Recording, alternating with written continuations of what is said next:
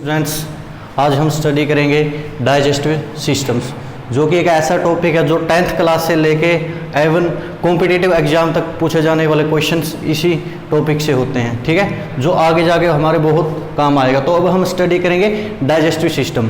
मतलब digestive system होता क्या है? डाइजेस्टिव सिस्टम होता है पाचन तंत्र, जिसको हम क्या बोलते हैं? पाचन तंत्र। ठीक है जी। और study of digestive system, digestive system की स्टडी को हम क्या बोलते हैं? गैस्ट्रोएंटेरोलॉजी। क्या बोलते हैं? गैस्ट्रोएंटेरोलॉजी।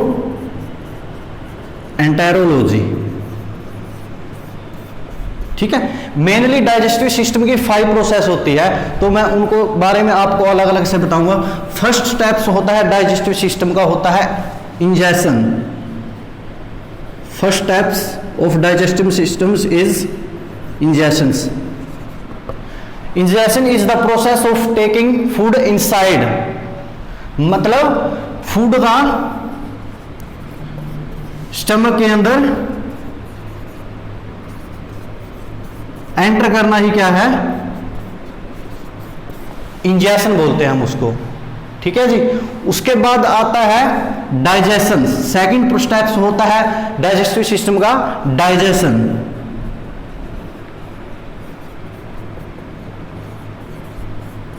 डाइजेशन मीनिंग होता है जो फूड पार्टिकल होते हैं, लार्ज फूड पार्टिकल को स्मॉल फूड पार्टिकल में कन्वर्ट करना। लार्ज फूड पार्टिकल को स्मॉल फूड पार्टिकल में कन्वर्ट करना।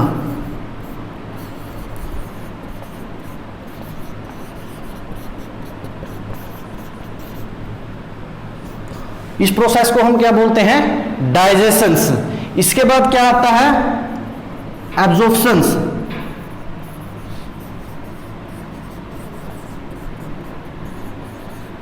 एब्जॉर्प्शंस मीनिंग्स जो हमने फूड से प्राप्त किया, जैसे कि प्रोटीन हो गया और स्टार्च हो गया, कार्बोहाइड्रेट्स हो गया, उसका एब्जॉर्ब करना, हमारी बॉडी के द्वारा उसका एब्जॉर्ब करना ही क्या है? एब्जॉर्प्शंस। उसके बाद आता है फोर्थ स्टेप्स आता है एसिमिलेशन।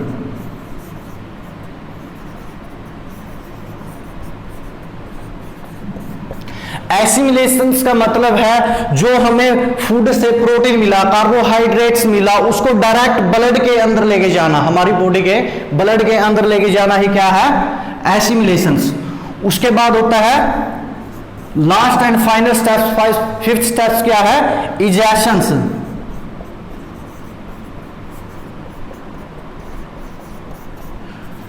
मतलब जो वेस्ट मटेरियल है उसको बाहर निकालना ही क्या है? इजेशन है। ठीक है।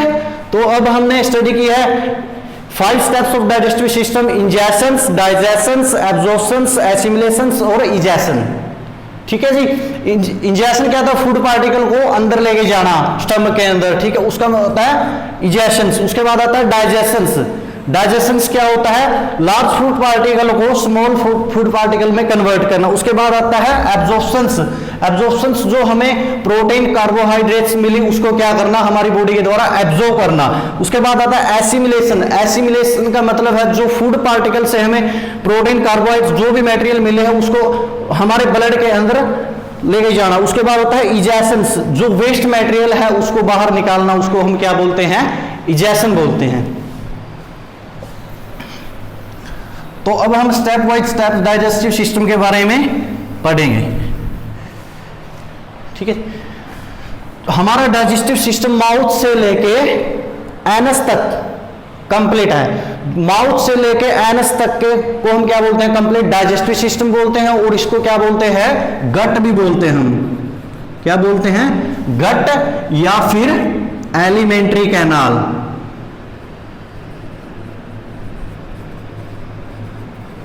एलिमेंट्री कैनाल, जिसकी लेंथ होती है अप्रोक्स 9 से 10 मीटर।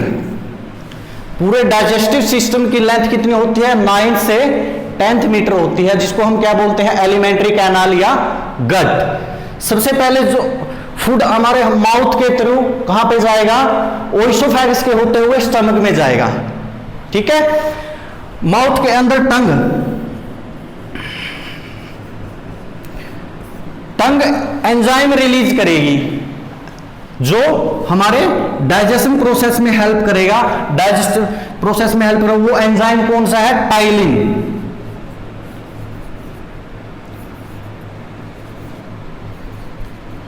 Ptyalin enzyme. और दूसरा एंजाइम क्या है? सलाइवरी एमाइलेज, जो डाइजेशन में हेल्प करेंगे। ठीक है, टाइलिन का काम क्या है? टाइलिन स्टार्च को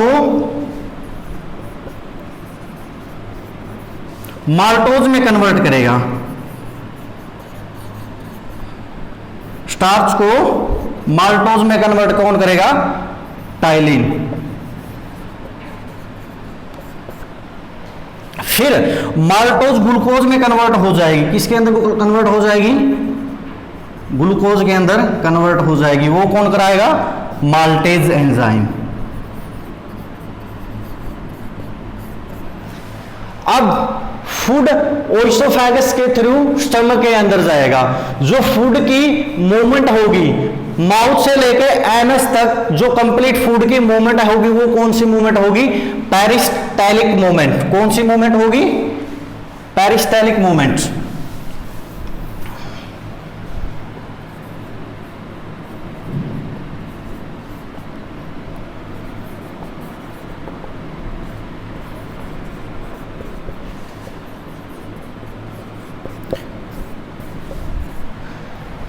उसके बाद क्या हुआ? स्टमक में आ गया फूड। स्टमक के अंदर क्या होगा? HCl होगा। स्टमक के अंदर एंजाइम होंगे, HCl होगा, गैस्ट्रिक जूस होगा,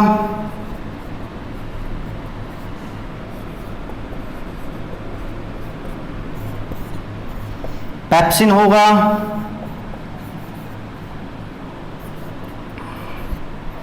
रेनिन होगा। इनके अलग अलग फंक्शन के बारे में बताऊंगा आपको। HCl क्या करेगा? हार्मफुल जर्म को किल करेगा।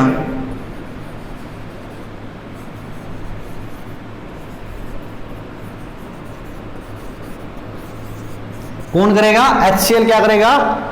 हार्मफुल जर्म को किल करेगा। और इसका नेचर क्या होता है? HCl का एसिडिक होता है, जिसका pH होगा 1.2 to 1.4। उसके बाद gastric juice, pepsin, rennin. Rennin का काम क्या होगा? मिल्क के डाइजेशन में हेल्प करेगा।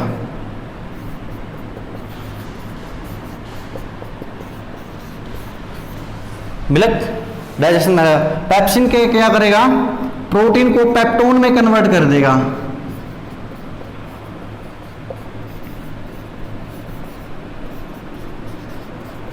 पेप्टोन में कन्वर्ट करेगा।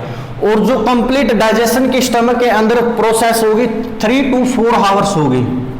यहां पे फूड कितनी देर के लिए स्टे करेगा? 3 to 4 आवर्स के लिए स्टे करेगा। उसके बाद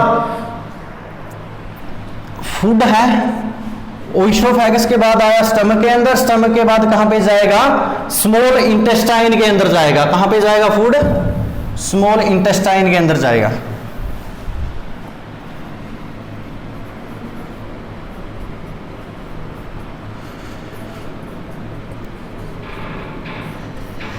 मेनली स्मॉल इंटेस्टाइन के 3 पार्ट्स होते हैं, ड्यूडेनम, जेजुनम और इलियम। सबसे पहले फूड कहां पे आएगा? ड्यूडेनम के अंदर आएगा। ठीक है, उसके बाद कहां पे जाएगा? जेजुनम, और उसके बाद इलियम, और उसके बाद कहां पे चला जाएगा? लार्ज इंटेस्टाइन के पास चला जाएगा। ठीक है जी। इस प्रोसेस के अंदर लीवर क्या करेगा? लीवर के अंदर एक होगा गॉल ब्लैडर। लीवर क्या करेगा? बाइल जूस रिलीज करेगा। लीवर क्या करेगा?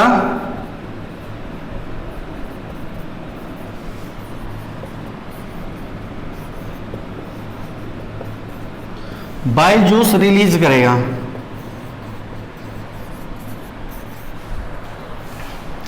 वो पैंक्रियाज क्या करेगी, पैंक्रियाटिक जूस रिलीज करेगी।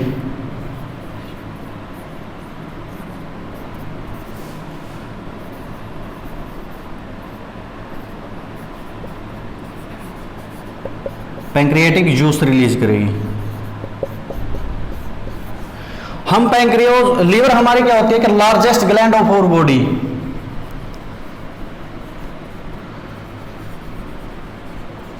Largest gland of our body.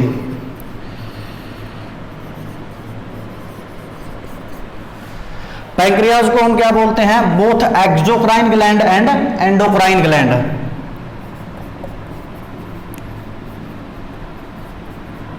Exocrine gland and endocrine gland.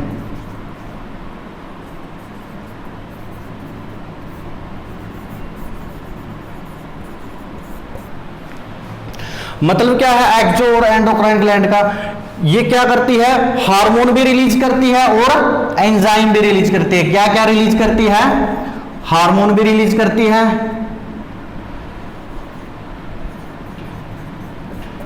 और एंजाइम भी रिलीज करती है।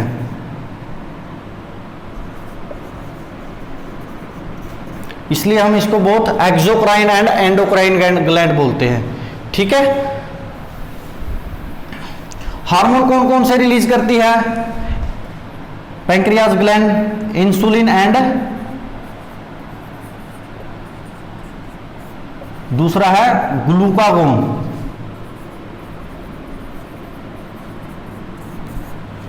जो कि ब्लड ग्लूकोज लेवल को हमारी बॉडी के अंदर मेंटेन रखते हैं। क्या करते हैं, ब्लड ग्लूकोज लेवल को मेंटेन रखते हैं। उसके बाद स्मॉल इंटेस्टाइन, स्मॉल इंटेस्टाइन के क्या हो, अंदर क्या होगा, जो हमारे फूड का कंप्लीट डाइजेशन होगा। Complete digestion of our food कहां पे होगा, स्मॉल इंटेस्टाइन के अंदर होगा।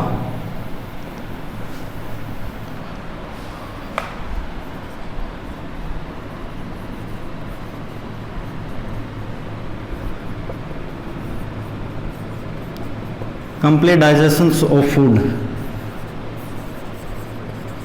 किसके अंदर होगा, स्मॉल इंटेस्टाइन के अंदर होगा।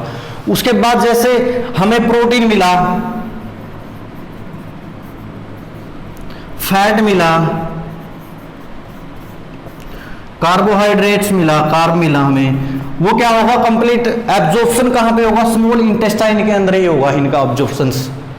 उसके बाद हमारा फूड कहां पे चला जाएगा, लार्ज इंटेस्टाइन्स। लार्ज इंटेस्टाइन में क्या होगा, फूड के डाइजेशन के बाद वेस्ट मटेरियल होगा। यहां पे क्या होगा, लार्ज इंटेस्टाइन के अंदर वेस्ट मटेरियल होगा। लार्ज इंटेस्टाइन का एक ही फंक्शन क्या होता है, लार्ज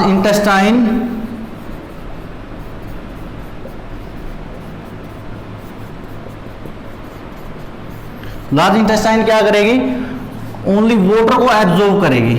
क्या करेगी, वाटर को एब्जॉर्ब करेगी और फिशिस को क्या बनाएगी, हार्ड बना देगी। उसके बाद वेस्ट मटेरियल सीकम और रेक्टम के थ्रू एनस से क्या हो जाएगा, बाहर निकल जाएगा।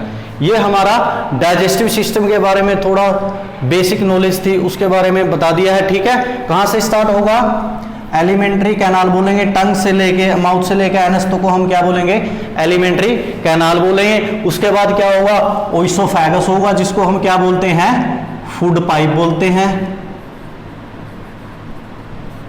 ओइसोफेगस या फूड पाइप बोलते हैं। इसके अंदर फूड की मूवमेंट क्या करेगा, पेरिस्टालिक मूवमेंट के थ्रू फूड स्टमक के अंदर चला जाएगा। स्टमक के अंदर 3 to 4 आवर्स स्टे करेगा। यहाँ पे क्या होगा, लार्ज मोलिकुल्स स्मॉल पार्टिकल्स में कन्वर्ट हो जाएंगे। उसके बाद स्टमक के बाद कहाँ पे चला जाएगा, स्मॉल इंटेस्टाइन में। स्मॉल इंटेस्टाइन का ड्यूडेनम पार्ट है, वो क्या करेगा, पैंक्रियाज ग्लैंड से पैंक्रियाटिक जूस लेगा और लीवर से क्या लेगा, बाइल जूस लेगा। ठीक है, उसके बाद स्मॉल इंटेस्टाइन के अंदर फूड का कंप्लीट डाइजेशन होगा। फूड के कंप्लीट डाइजेशन के बाद फूड कहाँ पे, वेस्ट मटेरियल होगा जो लार्ज इंटेस्टाइन के थ्रू कहाँ से, रेक्टम एनस से होता हुआ बाहर चला जाएगा। और डाइजेस्टिव सिस्टम का एक पार्ट होता है अपेंडिक्स। इसका हमारे डाइजेस्टिव सिस्टम में कोई खास यूज नहीं होता। क्या होता है? Appendix is a vestigial organ of our body.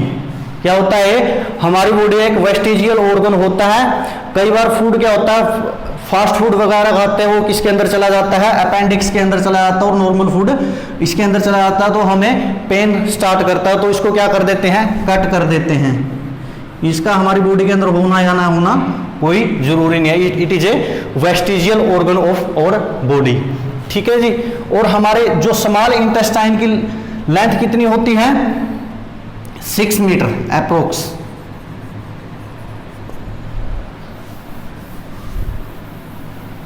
Large intestine की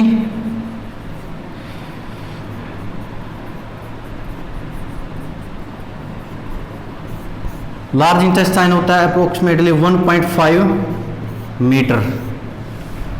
ठीक है जी। और अब ये बोलेंगे कि स्मॉल इंटेस्टाइन 6 मीटर की है और लार्ज इंटेस्टाइन कितनी है? 1.5 मीटर की है। इसका नाम इसकी लेंथ के बेस पे नहीं रखा गया, इसका नाम रखा गया इसकी विड्थ के बेस पे, चौड़ाई के बेस पे। देखो जो हम स्मॉल इंटेस्टाइन होगी ये क्या होगी? बिल्कुल थिन होगी। जो इसकी वॉल होगी क्या होगी? स्मॉल इंटेस्टाइन की थिन होगी, इसलिए हमने क्या बोला है? इसको स्मॉल इंटेस्टाइन बोला है। और जो लार्ज होगी, लार्ज इंटेस्टाइन की वॉल क्या होगी? विड्थ ठीक होगी ये, तो इसलिए हमें इसने क्या बोला है? इसको लार्ज इंटेस्टाइन बोला है। ये पूरा डाइजेस्टिव सिस्टम था हमारा। ओके, नेक्स्ट क्लास में अलग टॉपिक के बारे में डिस्कस करेंगे।